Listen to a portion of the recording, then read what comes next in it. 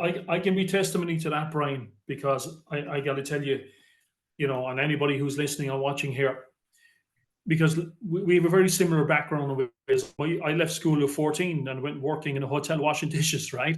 I was a dishwasher Yes. in a hotel, my first real job. But of course, I Yes. had other jobs previous to that. But, That was my first I, real job. but the funny thing is, Brian, I look back in life and of course, we've been through struggles and challenges. And maybe we'll talk about this a little bit too later.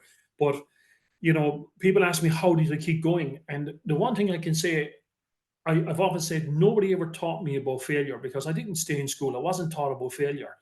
However, what I will say is one of the first books, by the way, that I bought, Brian, was this one, right? Maximum Achievement. You can see all the markers I have in this book, right? Yes. And I applied those principles. I thought nobody taught me about failure, but I will say, Brian Tracy, you're sitting here. I learned about success from reading your books, and I bought those cassette tapes, and I applied this. And I come from a family of 16 children and from a very poor background, right? Wow. And at 30 years old, I had made my first million.